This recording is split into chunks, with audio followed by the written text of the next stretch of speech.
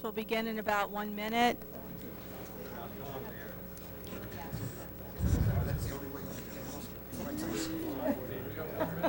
Yeah, it's not happening. I couldn't run up there and get back. That's not an issue.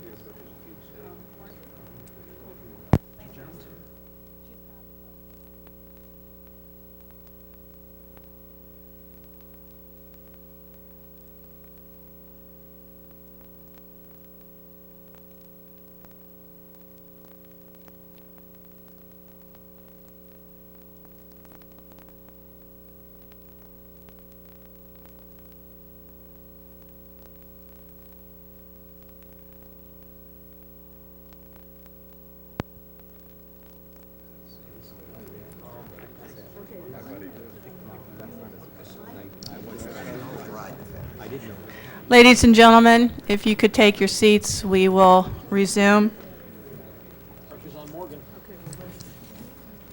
MT next. I believe the next presenter is Morgan Terrell, is that correct? Yes, that's correct. All right. If you could, Morgan, if you could begin on Safety Management System presentation. Thank you.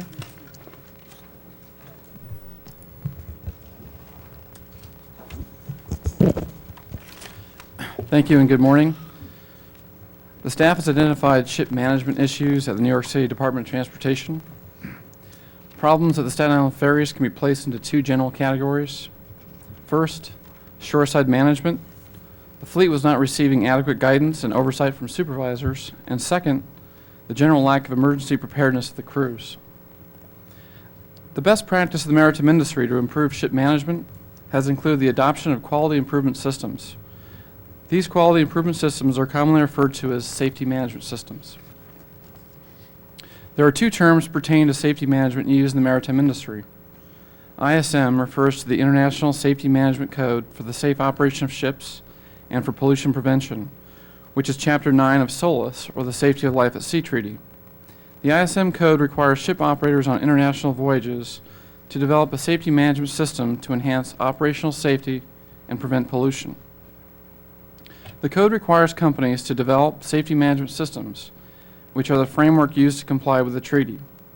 Vessels not required to comply with the code may develop SMS plans, and in that context, safety management systems is the generic term. Why have a safety management system? The United States Coast Guard concluded from its casualty studies that in excess of 80% of all high-consequence marine casualties may be directly or indirectly attributable to the human element. Furthermore, that the use of safety management systems by all U.S. commercial vessels would result in significant benefits. The Coast Guard has stated that it will support the development of such programs. Currently, there is no requirement for safety management systems for ferries on domestic routes. What is a safety management system? A safety management system is a structured, documented system developed to enhance the safe operation of vessels, prevent human injury or loss of life, and avoid damage to the environment. In an organized framework, vessel operators and crews can identify and resolve safety issues before casualties occur, rather than simply complying with minimum requirements. Safety management systems were developed in the 1990s in response to casualties involving human error and management failure. One accident in particular involved the Herald of Free Enterprise, a cross-channel car ferry between England and Belgium. The ship was 433 feet long and could carry up to 1,400 passengers. In March of 1987, after loading, the ship departed Belgium without securing their bow loading doors.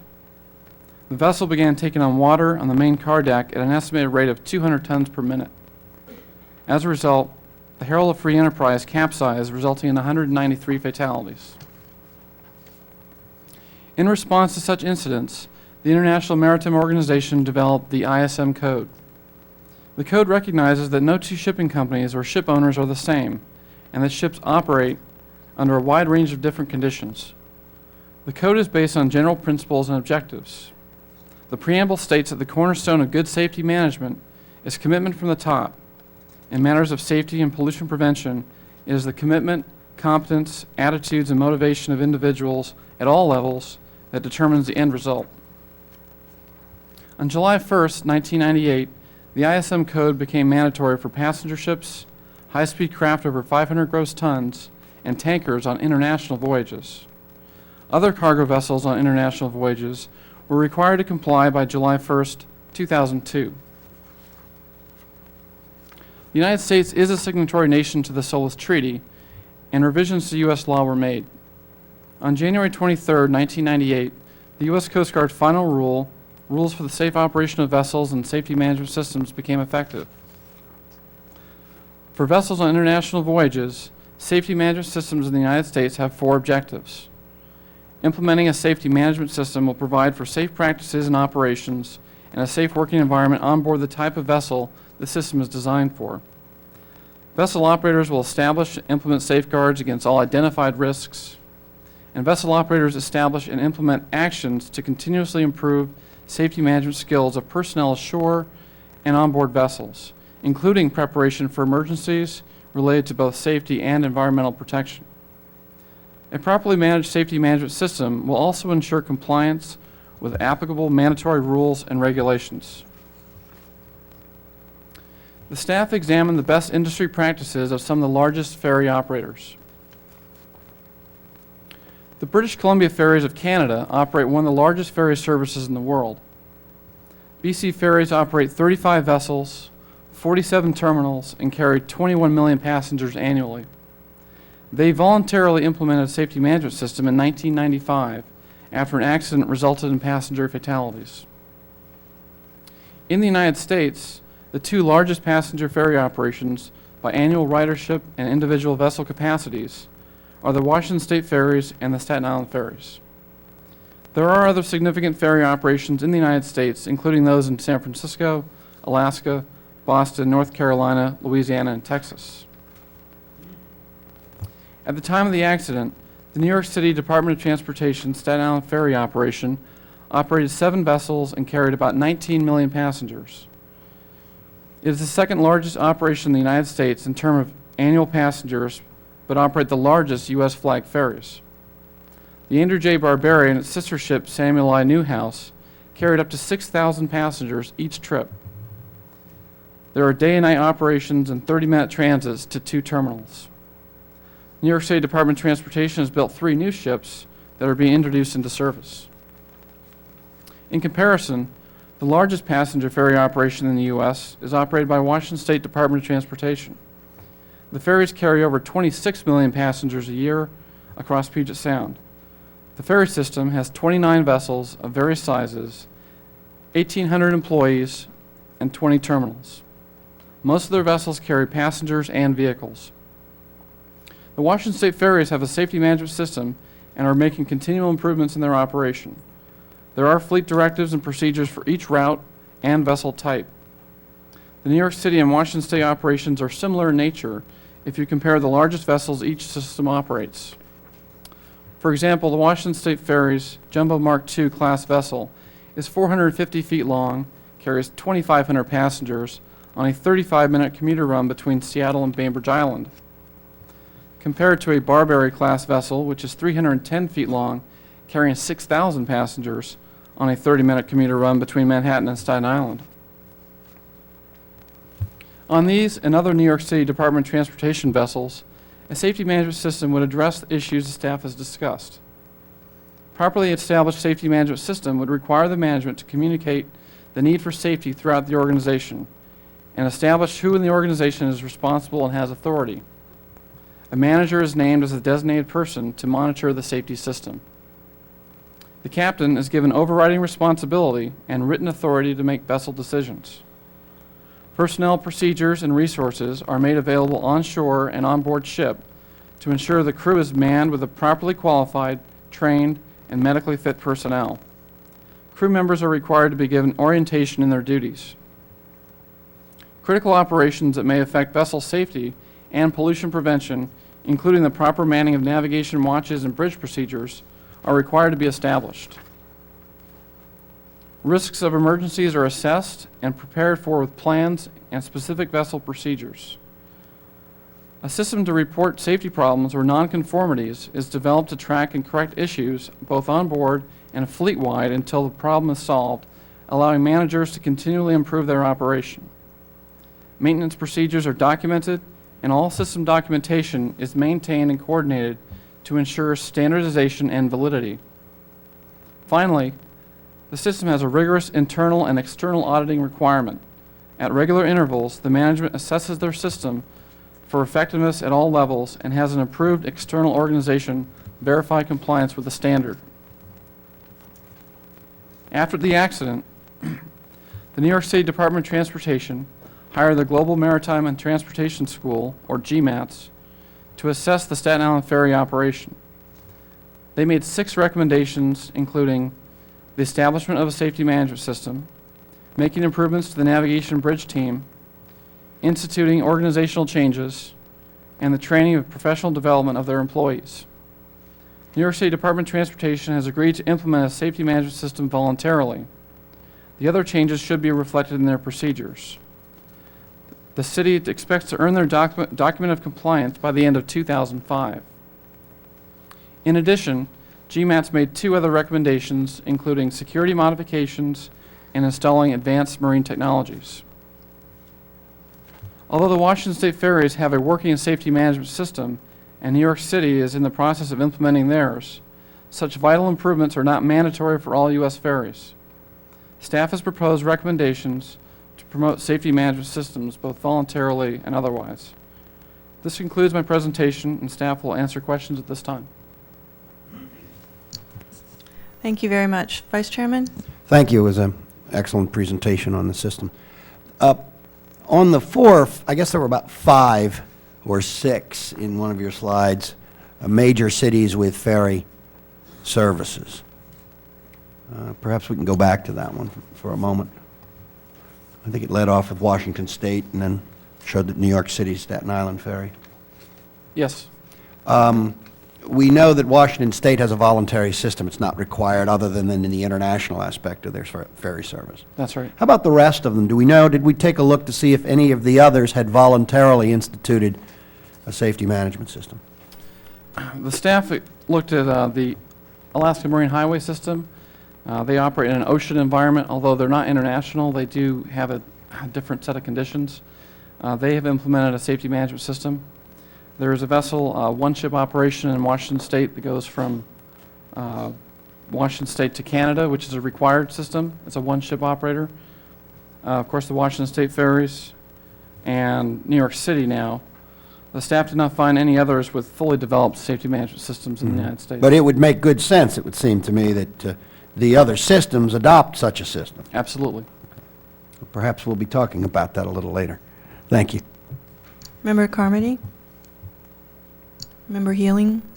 I'd just like to comment, safety management systems are truly a great answer, and they've worked extremely well in aviation, and it makes good sense to apply that good practice here. A question, though, is there any organization that these ferry operating systems or ferry operators belong to that would become, if you will, the advocate for safety management systems in a voluntary sense? I think actually we looked at all of the different organizations that keep track of ferries, National Ferry Database, for example. And what we decided was that the real way to make the changes for ferries would be probably being prompted by the states, the governors of the states, to recommend to the ferry operators that they voluntarily comply.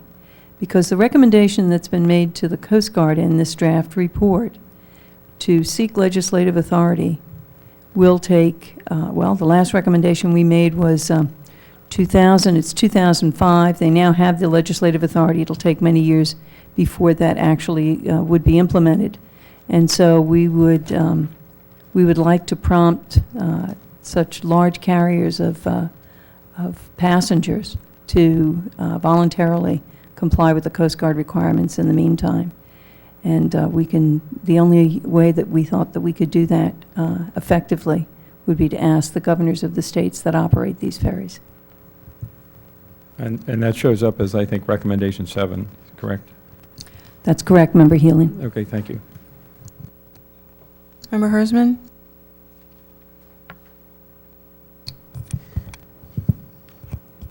Thank you, Captain Terrell, for the presentation on safety management systems.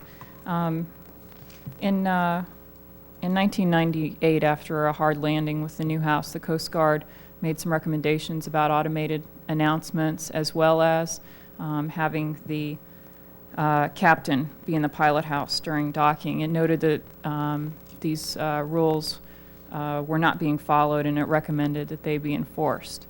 What do we think has changed with respect to the mentality and the safety culture at New York City DOT, so that when a safety management system is implemented, it doesn't slip back into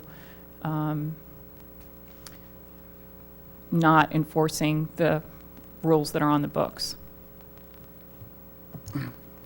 Well, to answer your first question about the automated announcements, the city has installed Right. a tape recording which is manually started at various parts of the voyage to announce departure and arrivals.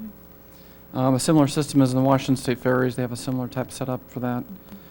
As far as the procedures to follow, one of the first problems you have to have is you have to have procedures in place that address the various safety problems that exist, and then you train the individuals, the crews, to follow those procedures, and then you have a system in place to audit and make sure crews are following those procedures. What Dr. Strouch said was the system currently, before the accident, the oversight was not following a specific criteria to make sure the crew was following certain procedures. There was nothing in their hand to say, yes, they did this, yes, they did this, or no, they didn't do such and such. Instead, under the safety management system, both the crews and the officers and the auditors will have a specific criteria to judge whether or not the standard is being met. And if the standard is not being met, then they can address as either the procedure is incorrect or there's a training issue in place. And so at the end of the day, you have the internal organization, the new COO, the new oversight that the GMAT's recommended. Then you'll have an external organization like the American Bureau of Shipping to verify that the organization is complying with the standard. And that's something that didn't exist before. That's right. Okay. Regarding the recommendation number 2 on implementing the safety management system, how will staff assess whether or not this recommendation has been completed in a satisfactory manner to enable us to be able to close it? The chairman had asked a question about what is in progress now as far as what the recommendations were, and I think Dr. Strouch estimated 90% has been initiated. How will we determine whether it's been completed? Are we relying on a follow-up from GMATs or an outside source? Are we expecting reporting to us? And are we looking for 100% completion of all of the things in the SMS in order to close acceptable? First of all, the recommendation to implement all the recommendations of GMATs, including the safety management system, the safety management system would be verified by a document of compliance, which the city is basically submitting themselves to the safety management system, and external organizations verifying that they have a system in place, and either at regular intervals the company will submit to external audits and verify that that certificate of compliance or document of compliance is still current. So the safety board could check periodically to make sure that they're maintaining their document of compliance and with their organization that's doing their audits. That's the first. As far as the other GMAT's recommendations, one of the staff proposed recommendations goes beyond the GMATs to make sure they follow all the GMAT's recommendations, not just some of them. If I might add, Captain Turrell gave an exact an assessment, but there is one line that we have added to this recommendation, that's to adhere to your 2005, October 2005 target, because the New York City DOT actually gave us a schedule for then when they would complete this. And we have asked them essentially to report to us. So if they report to us that they have complied with the schedule as they proposed, then the board would have for consideration whether they believed if they had that in their document of compliance that the recommendation had been complied with. And is the document for the compliance, is that just for SMS or is that for GMAT, all of the GMATs? No, that's for SMS. That's for SMS. It's GMAT. Actually, Captain Turrell can tell you a lot more about GMATs and SMS, but the document of compliance is issued when you have a safety management system, and it is a safety management system that GMATs recommended. They said, we believe that these are the elements of things that you need to do, and those elements are a safety management system. So, But so that's just one part, getting the document of compliance on the SMS is just one part of being able to successfully close this rec. We need to see the action on all the GMATs items as well. I think that those are parallel. I believe that those items are parallel.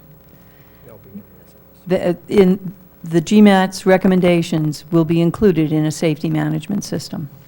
Well, let me just make sure I'm understanding what we're recommending then, because the GMAT's recommendations deal with safety management systems, then they also have other sections entitled Bridge Team Management, Organizational Structure, Technical Training, Work Schedules, Budget and Finance, and Safety. So we're expecting, in addition to the first item, which is Safety Management Systems, that all of the additional 6 items are completed as well. Those 6 items are part of a safety management system. A generic safety management system would have all of those items in it. So the recommendation now says adhere to your target 2005 target for implementation of a comprehensive safety management system, and then it goes on to incorporate, which is including all the matters recommended by GMATs, et cetera. Okay. So the subject of the sentence is really the safety management system. Okay. Going back to Captain Jones' presentation when we were talking about emergency response, and the questions that some of the members raised were about how things would be different with crew training for emergency response under a safety management system versus the old weekly training that they got, and how would they now be better prepared to respond to an incident such as this. Can you all provide an answer to that? Well, the training would be more comprehensive. It would, they look for a safety management system training. You want diversity, you want more scenario, not just ring the bell, walk out to your same station. So you're trying to establish much more of a scenario that would allow the crew to think on their feet and not just get into a robotic routine of answering the bell and doing the routine training and then walking away from it. And as that training is enhanced, it's also monitored. And the crew at times can bring any types of training or issues they want to the forefront in safety meetings. And if there's concerns, they can address those concerns and incorporate that into more advanced training. Would we expect this type of training to prepare them for an event like what happened in the BARBERI? I think this event was as severe as it was. Would be asking a lot, but they have the history of this event, and they could look towards that kind of training as being a high watermark of the issues they would have to address, as opposed to just the previous answering the bell and running out of fire hose. Thank you, Captain. Did you have something to add? Actually, in addition to that, a well-developed safety management system might allow coordination with the other agencies in the harbor, like Coast Guard or Police Department, Fire Department, so that you develop a plan not just for on board the ship, but the shoreside response to that emergency, so you can have a full-scale drill, if you will, rather than just, like Captain Jones said, running out of fire hose and walking around. The last part I would say is that as the industry updates training requirements, security requirements, other updates to the industry, these types of changes can be implemented into the training requirements with a fully standing safety management system. Thank you, Captain True. Member Healing, you had additional questions? Yes, thank you, Chairman. If I could ask, under safety management systems as conceived, as you've addressed it here, would the woman who's taking care of the ladies' room and the 2 NYPD members be trained as crew members in terms of emergency response? That's a good question. Because they're all city employees, the police officers employed by the city and the bathroom attendant, they could all be incorporated into the safety management system, because who you include is completely up to the organization. Concessionaires or shipyard workers working on their ships can comply with their equipment requirements. So it goes much beyond just operating a ship from 9 to 5. It can cover, shipyard requirements, training, human resources. It's a very broad scope, so yes, it would cover those employees. I was specifically thinking that it makes no sense to me to have an employee of the city on board a vessel, and when an emergency happens, they have no assignment or nothing to do, and no training to respond. And for the NYPD, though these people are trained very highly in certain skills and knowledge, those who are on board a passenger vessel of this type probably need additional specific training in order to respond as part of the crew in the event an emergency, a fire or a collision or something like that should occur. So I just wanted to bring that out. Thank you. Vice Chairman? In following up with the police, and you may not be able to answer this, Captain, are these officers that were riding the ferry, was that their assignment for a period of time, or it just happened to have been, it's your day to ride the ferry? There are at least two uniformed police officers riding the ferries, I believe, since 9/11. These two in particular were regulars on board that ship for that period of time. So whether they were assigned to that or not, there's a precinct that assigns duties on a regular rotation to cover all the ferries. And the two that were on board that day were known to the crew and passengers as regulars. Right, so, Captain, wouldn't it make sense then, if this is your normal assignment, to have some familiarity and participation as an integral part of the crew? Absolutely, and with a coordinated plan, anyone that's on board that's a city employee that's been made aware that safety is the key issue, and that everyone has a particular task, a job description, procedures to follow, then you can actually train them and to do those procedures and hold them accountable to make sure they do them. At this point, is that happening today? Safety management systems take time to implement, so it's going to take some time to get everyone in training and make sure they're oriented in their jobs correctly. But they said they're going to get their documented compliance by the end of this year. That's a pretty aggressive schedule, and I suspect they'll be well trained and ready to go. And that would include the police officers that are riding this ferry? I have no knowledge that the police are involved currently. However, the system, a properly developed system, could allow them to be involved. Could or should? Absolutely should. I would agree. Thank you. That's it. Thank you, Captain. Any other questions? All right, thank you. I believe we are now at the final presentation on technology. That's correct, Thank you. and I will give that. The Andrew J. BARBERI lacked navigation equipment that, in all likelihood, would only enhance the safety of the operation. There was no GPS receiver and speed indicators, commonly referred to as speed logs. As shown in this photo, the radar and automatic radar plotting aid, or ARPA, were located behind the operator station. The ARPA can compute and display other vessels' course, speed, and closest point of approach. As you can see in this photo of the BARBERI's pilot house, the operator would have to leave the controls and walk around to use the units. GMAT's assessment recommended, and New York City DOT has agreed to install GPS units. However, electronic chart displays and information systems, or ECDIS, speed logs with alarm functions, and implementation of integrated navigation bridge systems were also recommended but are not being installed. An integrated bridge system is defined as a combination of systems which are interconnected in order to allow the centralized access to information or command and control from workstations. GMATS also recommended the installation of automated safety announcements to be made prior to departure, prior to arrival, and in an emergency.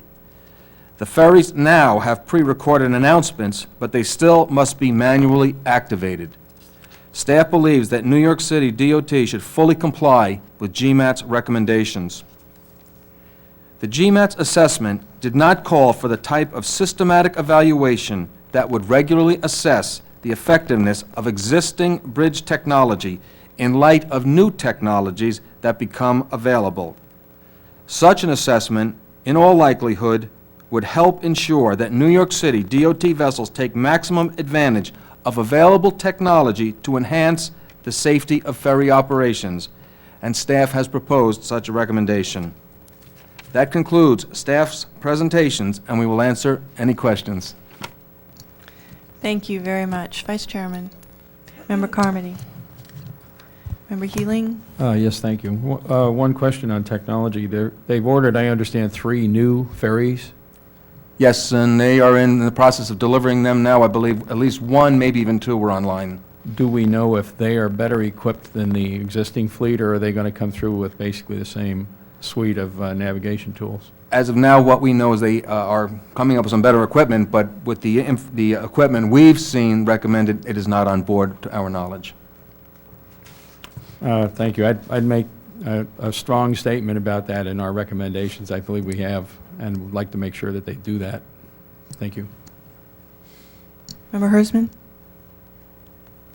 Thank you. Captain Ford, I want to focus in on recommendation 3 and clarify what we're asking under the GMATS.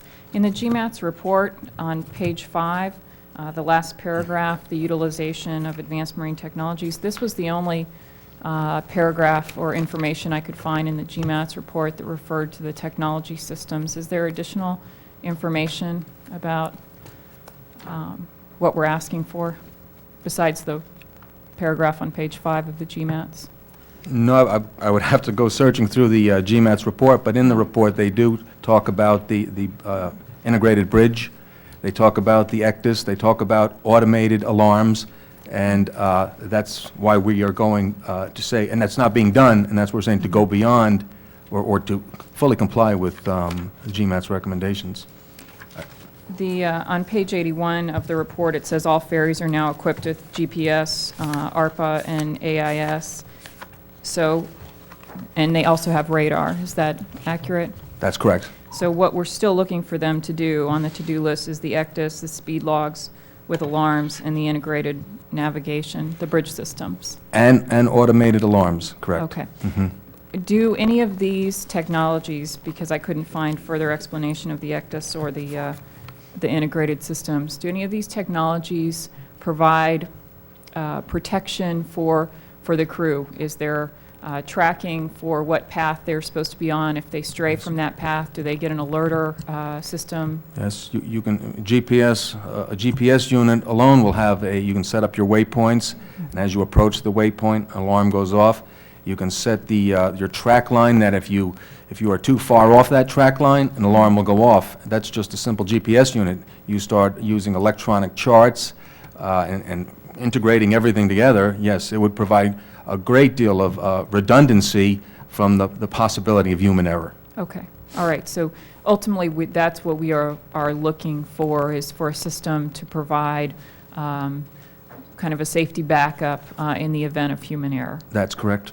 And as far as ensuring compliance with this recommendation, since they already have instituted the GPS, the ARPA, the AIS, and the radar, which are parts of this recommendation, are we again looking, in order to close this acceptable, for them to fulfill all of the things we are asking for, since they've already done more than half of what we're asking? That would be correct. Okay, thank you.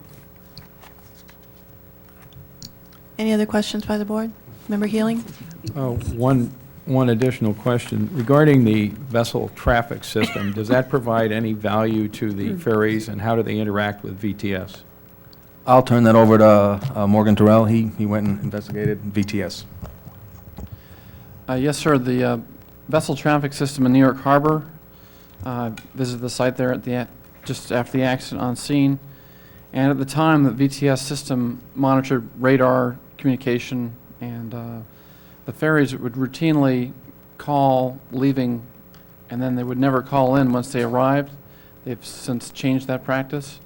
That was the first thing we found. The second thing we found is the VTS system could not record continuously the radar picture. They could just take a quick snapshot of, once they were told of an accident, they would take a quick picture of the radar. With a new system called AIS coming into the harbors that have VTS, such more, it's all digital, so more capability of recording and tracking vessels of different descriptions using the AIS, or Automated Identification System, which was required end of last year, I believe. For the VTS operator, does that include a mark on each contact on the radar screen identifying which vessel that is? Yes, not just for the VTS operator at the Coast Guard, but also for the vessels equipped with such equipment, like the ferries will be required to have. There's an icon on each target, and that icon, if you click on it, will display vessel information. The more simple unit looks more like a GPS unit, which just gives you range and bearing to vessels equipped with AIS. So it's a very functional piece of gear. The folks on Washington State Ferries that have the radars equipped with that on board, all the officers found it a great help, and I'm sure the Coast Guard with their volume at the VTS Center will find it helpful as well. Thank you. Any further questions by the board? Any further presentations by the staff? No, we are complete. All right, thank you very much. At this point, I will read the findings of the draft report. If any board member has any questions or comments, please let me know after I've read that finding. I'm going to ask in advance. I know that there are some proposed changes to recommendations. Are there any proposed changes to the conclusions? None? All right, I'm going to read them straight through, but still, please share with me if you have any additional thoughts. The conclusions are as follows from the draft report. 1, none of the following were factors in this accident: the vessel's propulsion systems, environmental conditions, alcohol, or illicit drugs. 2, the Andrew J. BARBERI was operating at full speed when it struck the maintenance pier. 3, at the time of the accident, the assistant captain was at the controls, the senior mate was seated in the aftmost section of the pilot house reading a newspaper, and no one else was in the pilot house at the ferry's Staten Island end. 4, the assistant captain was apparently upright but unresponsive to his surroundings and the visual clues of the impending Allision for an estimated 1 to 2 minutes before the accident. 5, the crew did not recognize that the ferry was in danger because of the absence of changes in sounds that they were typically used as cues for arrival, because they were not attending to visual cues outside the vessel, and because of the absence of any crew announcement or alert. 6, the cause of the assistant captain's unresponsiveness to cues clearly indicated an impending Allision could not be determined. 7, because accurate medical information about the assistant captain was not provided to the Coast Guard by the assistant captain and his physician, the Coast Guard had no opportunity to evaluate his fitness to maintain his mariner's license. 8, while the Coast Guard's system of medical oversight has deficiencies, they were unrelated to the accident. 9, the captain failed to exercise his command responsibilities over the Andrew J. BARBERI. 10, the New York City Department of Transportation failed to implement and oversee safe and effective operating procedures for its ferries. 11, the captain's maneuvering the ferry back to its intended berth was appropriate. 12, the failure of the captain to sound an alarm or provide a spoken alert calling for the initiation of crew actions in response to the emergency adversely affected the quality of the crew's response. 13, although a superior crew response would most likely have made no difference in the survivability of the injured, deficiencies in the New York City Department of Transportation's procedures, training, and equipment could compromise the survivability of passengers and crew in other potential accident scenarios. 14, Shoreside emergency response was effective. Is there a motion to adopt the conclusions as proposed? So moved. Vice Chairman, is there a Second. second? Member Healing. All in favor, aye? Aye. Opposed? Thank you. The conclusions of the draft report have been adopted. I will now read the probable cause as presented in the draft report.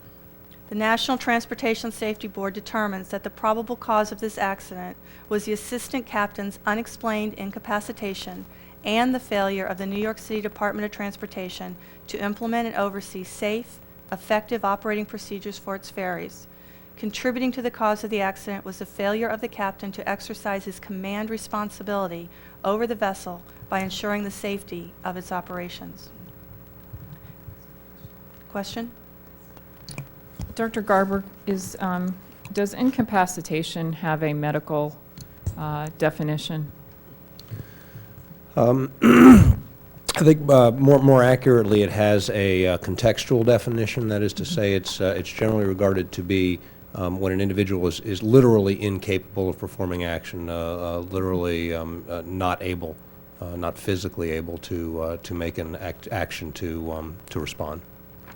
I raised the question because in our findings, most of the references to the assistant captain is his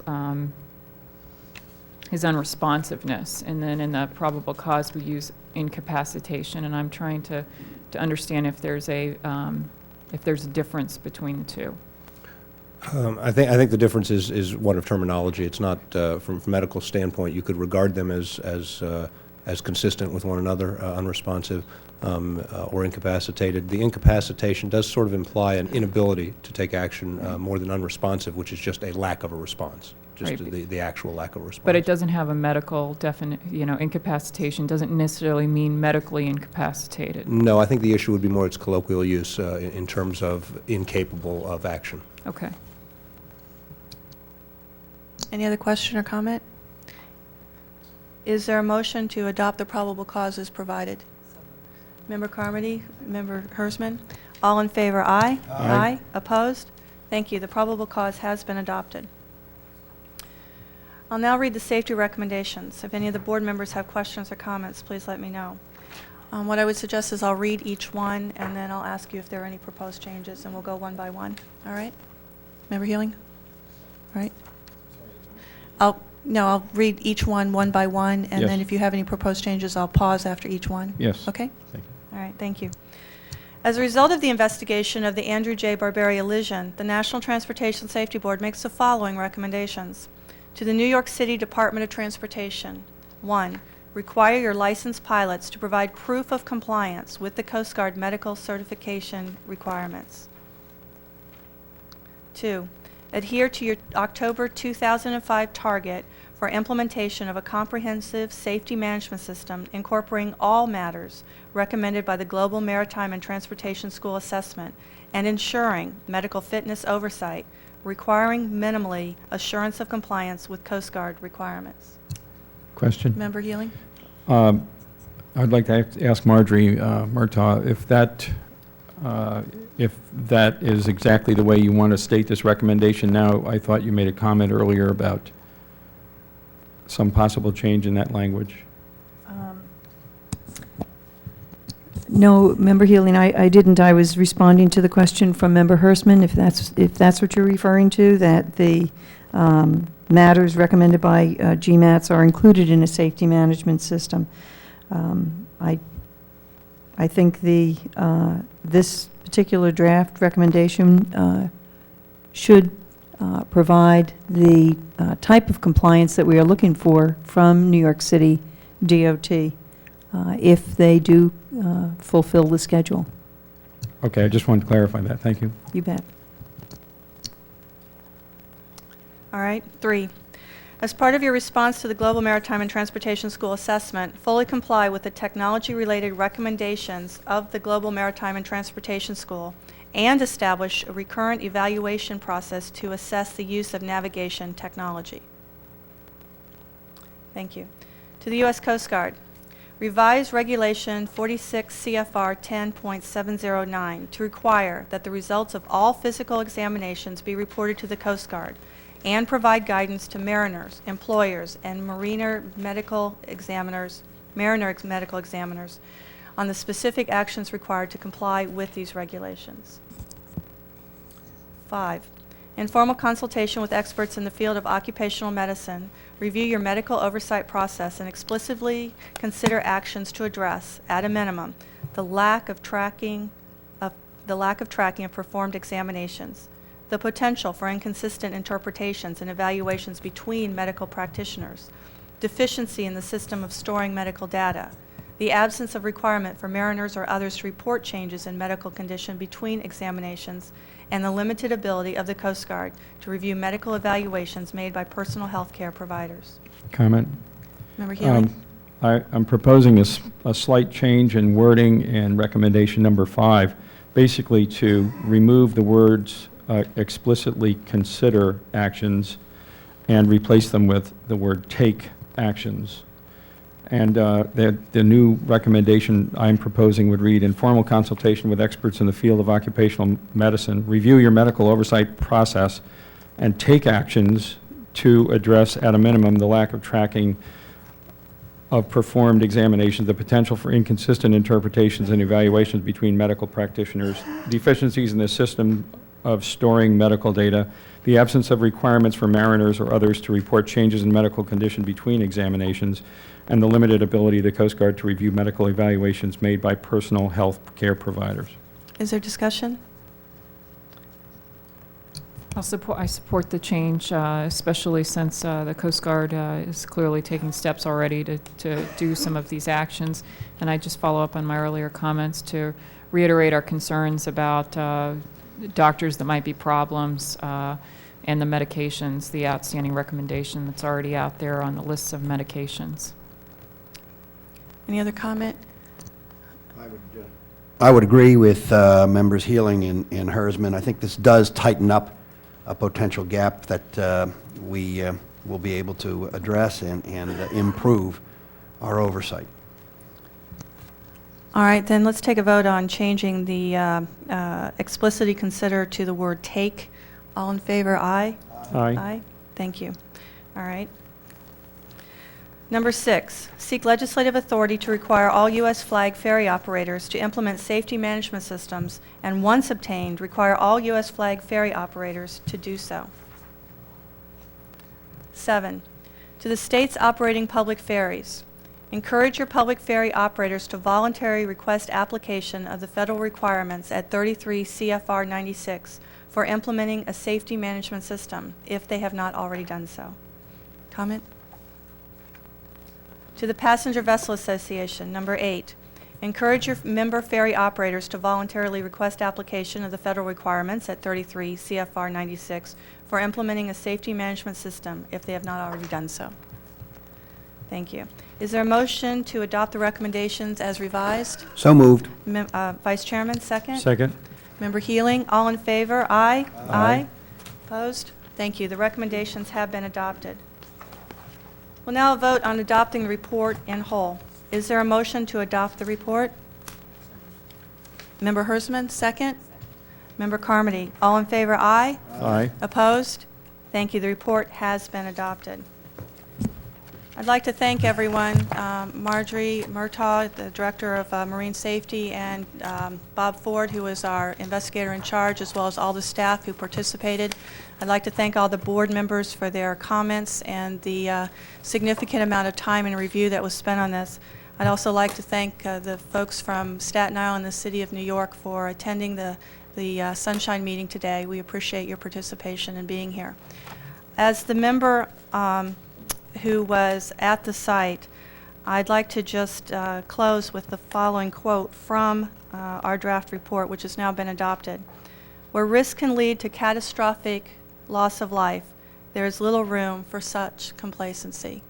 I think the Staten Island Ferry incident was a wake-up call to all modes of transportation.